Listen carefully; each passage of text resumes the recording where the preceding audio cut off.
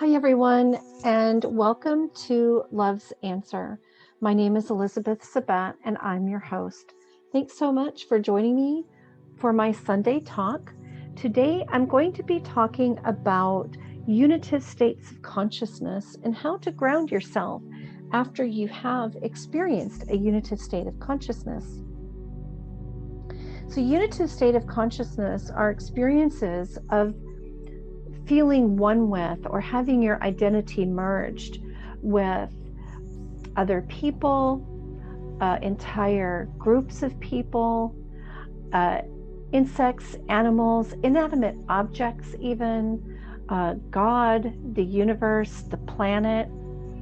And in these experiences of oneness, we actually experience an expanded state of consciousness where we are that and we have the experience of that, or we see it in a very expanded state.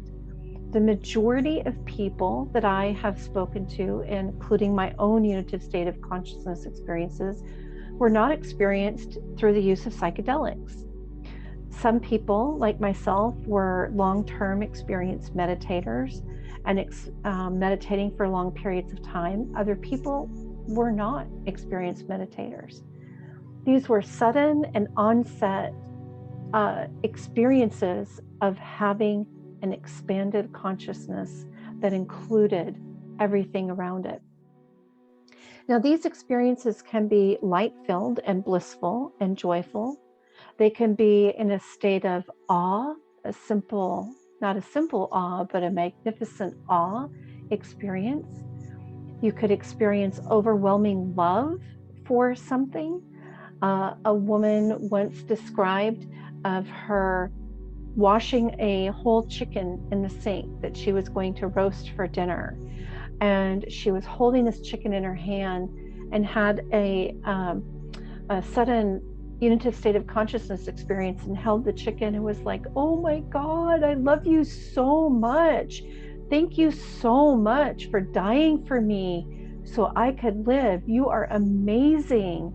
And she said she didn't want to roast the chicken, but she knew that it would be disrespectful to not roast it because it had given its life for her and her family. And, she said that experience only lasted for 10 to 15 minutes, but it was hard to eat dinner that evening. So these experiences can also be very painful. So people have also experienced the totality of all human suffering, suffering of a group of people. And it's not like you hear about an event and you are sad or grieving for, a group of people or somebody suffering. It is a spontaneous, onset, expanded state of consciousness to where you are in the experience of all the weight of all of and the hopelessness of all of this mass suffering. It's different than hearing about something. So whether it's a light-filled experience or a dark-filled experience, there's different durations of these experiences. They can be very fleeting, momentary flashes. They can last for a few minutes to a few hours. They can last for several days, or they could last for weeks and months. And so the people that are going through a unitive state of consciousness experience or a oneness experience for weeks to months are more likely to experience some form of spiritual emergency, even in the bliss states, because the longer that you're in a bliss state or a oneness state, the more that you recognize that others are not connecting with you and that you can't find anyone to connect with you the way you are experiencing the oneness with everything and everyone around you. And so you can feel both very full and very empty at the same time. You can feel joy and gratitude and still feel sadness and grief at the same time. So you'll have these momentary experiences of feeling both and being okay with it to some degree. But after it goes on for an extended period of time, depression can set in. So how do you be with these? How do you get your feet back on the ground, whether it was light or dark? Well, that too actually depends on the duration. If it was a fleeting moment, that fleeting moment could be enough to snap you out of your consensus reality.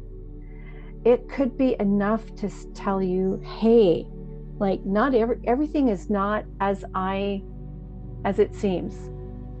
Everything may not be what I believe or thought it would be.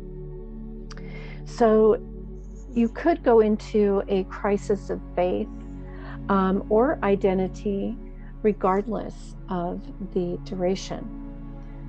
But in a fleeting state, or where it's just a few minutes, where it lasts just a few minutes long, you're able to get back on your feet quicker and be able to start examining it. So when you can, regardless of how long your experience had lasted, you want to, if you're capable of examining what is different. I know for me, I had an experience that was so deep and so profound, and it didn't last for long. It only lasted for a few minutes. I'm thinking it might have lasted longer if perhaps somebody hadn't called my name. And again, none of my unitive states of consciousness experiences were under psychedelics. Well, that I say that because I know it's everybody's question, but whether it was psychedelic or not doesn't really even matter, because the consequence is the same. They're both real. Both states of consciousness experiences are real, whether it's psychedelically enhanced or not. But one of the challenges that I had was I couldn't call myself I or me or mine or myself. And I was having a serious language problem. I knew I wasn't I. I knew I wasn't me. I knew I wasn't myself, and I knew that wasn't mine. And if you haven't had one of these experiences, that may sound really silly. And it does sound really silly, as you know, in our normal human state.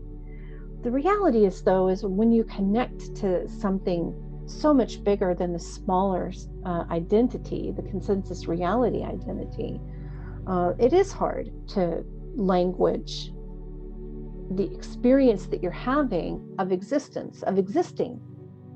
That experience of existing is altered, and there's no language for it. That's why these experiences are called ineffable.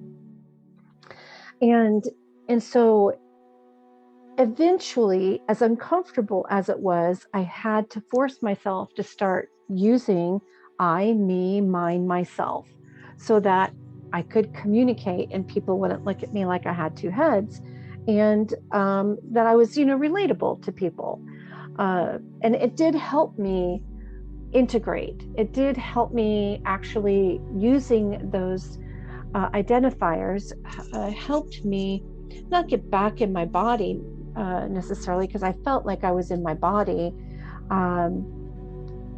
but it helped me come back to the reality that while I'm here in a body, that it's really important to be able to be that individuated expression of that allness and oneness that I had been given the gift of connecting to.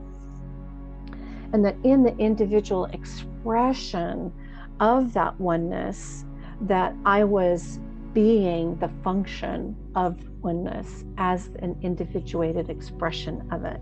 And for me, simply using words again, identifier words, was really helpful. Now, in the experience of the dark-filled unitive state of consciousness experience, which I've also had. I can tell you, and working with others that have had these experiences, I can tell you that understanding the function of the insanity of the world is really important. And it's not something that you can make sense of when you're in your linear state, because how does any of it make sense? But when you're looking at and experiencing existence from an expanded viewpoint, you can see how all of the pieces fit together, and there's an acceptance of that in those expanded states that we don't experience when we come back down out of the expanded state back into the individuated experience. We have resistance to suffering, which smart people would have resistance to suffering and try to make it stop. So again, there is a function. One of the things that coming to terms with that helps getting grounded is that we are all evolving, learning, growing beings.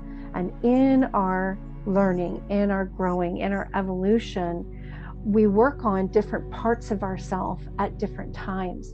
We work on integrating one unloved, dismissed, disassociated part of ourselves back into wholeness at a time. These experiences also, one of the gifts of these experiences is that we become more forgiving, we become more compassionate, and the ability to see the dynamics of why something is happening actually happens much quicker after a unitive state of consciousness experience. You can see the pieces, you can see the puzzles, you can puzzle pieces and see how they fit together, and which brings you to a state of peace much more quickly. So in integrating these experiences, one of the ways it helps us to integrate these experiences more quickly is to not push away those parts of ourself.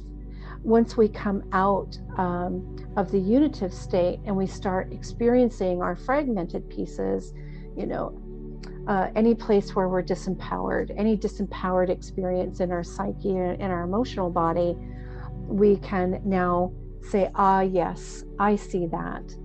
I see that guilt and that shame. I see that anger. I see that greed, that jealousy.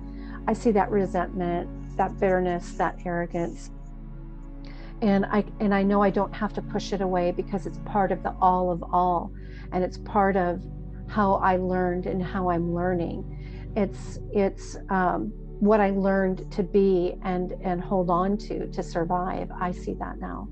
And then because that we can see it better, and when we don't push it away, we're not spiritually bypassing, and we're literally embracing those parts of ourselves more easily. So there are gifts to these unitive states of consciousness experiences. Once you're capable of moving past the experience and you can start journaling about it and start writing about it, I encourage you to do that as a way of integrating, because the meaning that you have of the experience right after is going to ripen and shift and change you, and even that the meaning could change over the years. So staying in touch with that original experience at different points of your life can be very, very helpful and help you evolve your understanding and strengthen your mental and emotional body and your will as well. I hope this has been a helpful conversation for you today. And again, if you have had a unitive state of consciousness experience or any type of spiritual experience that you feel has been challenging for you, please feel free to reach out to me and any of the support organizations that I've listed in the About page on the Love's Answer channel here on YouTube. Once again, thank you for joining me this Sunday, and I hope that you have a beautiful and blessed week.